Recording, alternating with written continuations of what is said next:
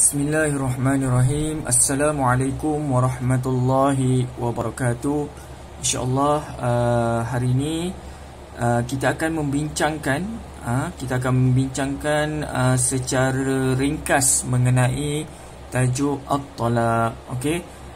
Ustaz tak nak sentuh buku tulis. Ustaz percaya guru-guru kamu semua telah menerangkan semua berkenaan dengan talak, dari segi ta'arif, dalil dan sebagainya. Ini hanya sekadar ulang kaji ataupun ringkasan ataupun cara kamu boleh mengingati dengan senang tajuk At-Talaq. Tajuk At-Talaq sebenarnya amat mudah, amat mudah untuk kita fahami dan kita ingat. Okey, kita lihat satu persatu. Okey, insya-Allah hari ini Ustaz tak akan masuk ta'arif. Ustaz akan masuk terus hukum, rukun, kemudian pembahagian At-Talaq. Itu sahaja. Okey, itu sahaja. Yang penting sama-sama kita boleh mengambil manfaat daripada tajuk At-Talaq, insya-Allah. Baik, kita mulakan dengan hukum At-Talaq. Okey, seperti mana kita semua ketahui, dalam syariat, dalam hukum hakam, di dalam sesuatu ibadat ataupun perkara yang kita lakukan tidak lari daripada 5 hukum, iaitu wajib, makruh, mubah, haram dan juga mandub.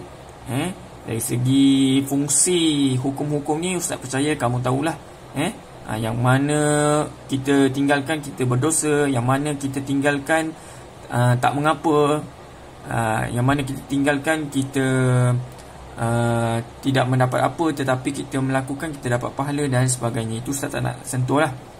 Baik, hukum yang pertama ialah wajib. Okey, bila talak ni menjadi wajib kepada suami, seperti mana kamu belajar di kelas, okey, yang berkenaan dengan talak adalah kuasa mutlak suami. Suamilah yang berhak untuk mentalakkan isteri dia dan juga berkuasa untuk merujuk kembali. Okey, bila masa suami, wajib ke atas seorang suami mentalakkan isterinya dalam 2 perkara. Yang pertama ialah halatus syiqaq, yang mana apabila bergaduh di antara suami isteri dan pergaduhan tu memang seolah-olah macam tak nampak jalan penyelesaian dia, melainkan dengan talak.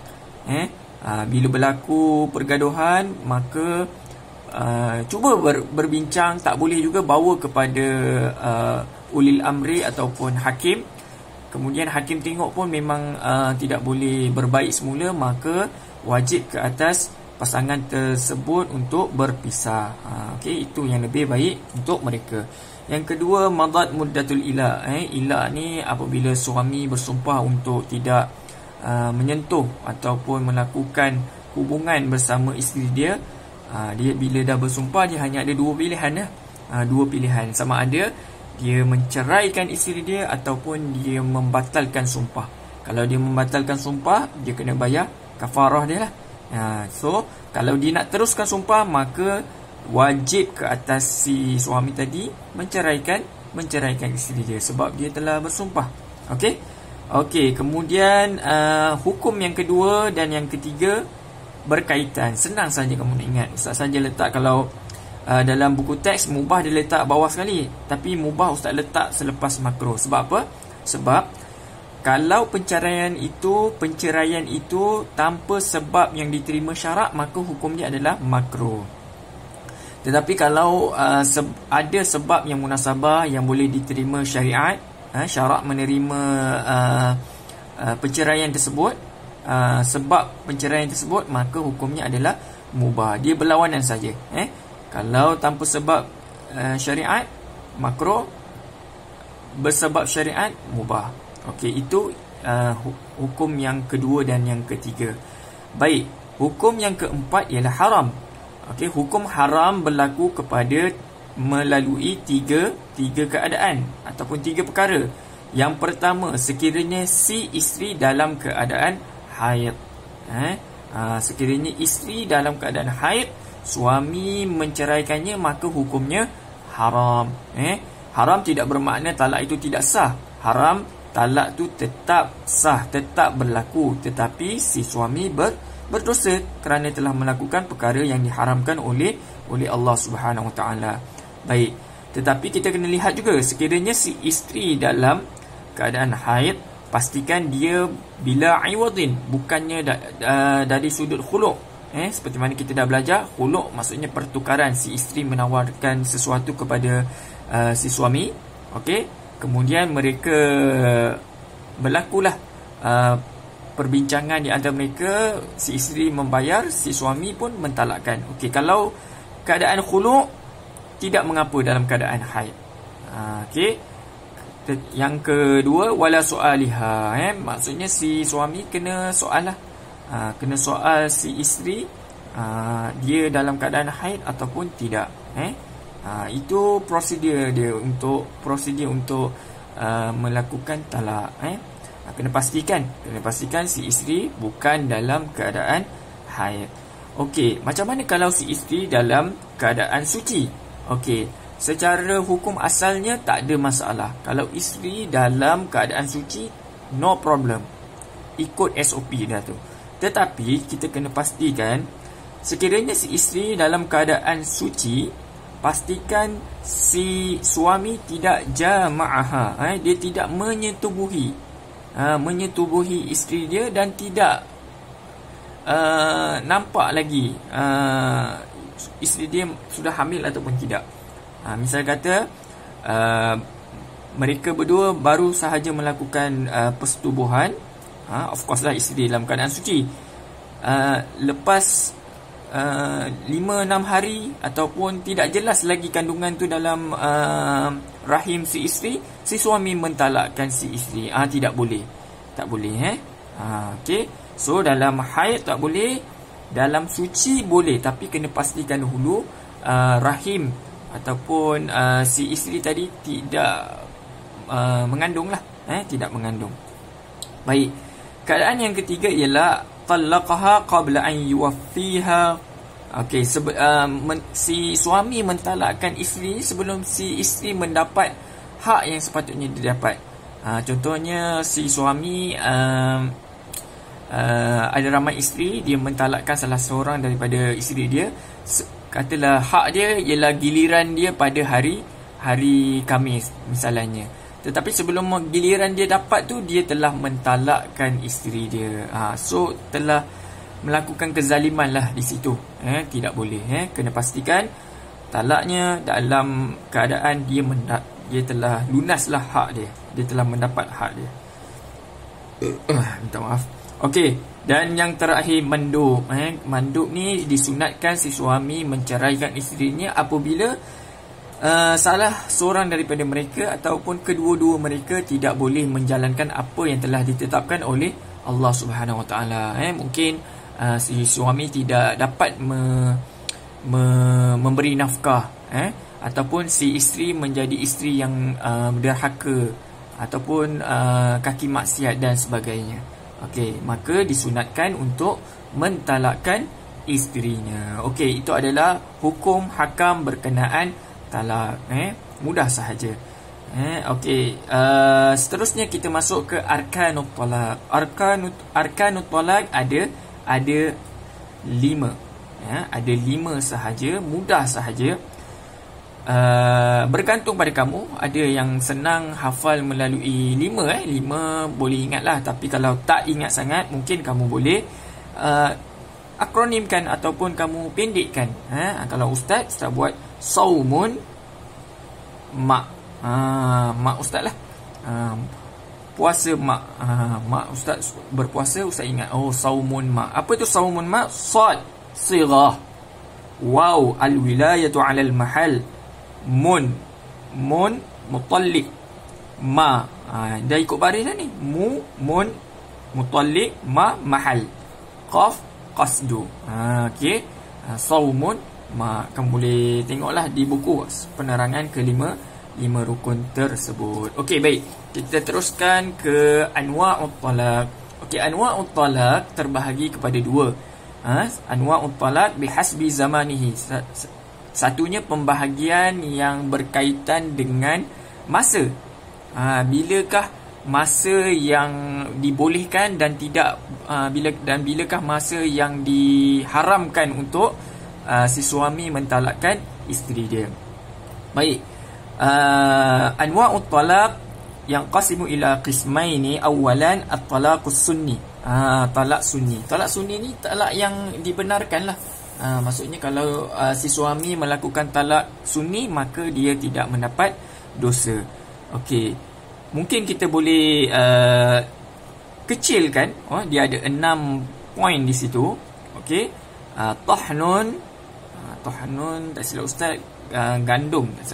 La saha, menjerit. Okey. Tahnun la saha. Okey. Tahiratun haid. Tahiratun minal haidi wan nifas. Tahiratun minal haidi wan nifas. Maksudnya si isteri tadi suci daripada haid dan juga nifas. Okey. Kena pastikanlah 3 perkara ni. Tahiratun, dia suci daripada apa? Minal haidi wan nifas. La ni maksudnya tak boleh lah. Apa yang tak boleh? Saha, saghira. Tak boleh budak kecil. Saghira. Isteri dia kecil, tidak kecil. La saghira, la aisah, dan juga tidak menopause, wala hamilan, dan juga tidak hamil. Okey. Baik.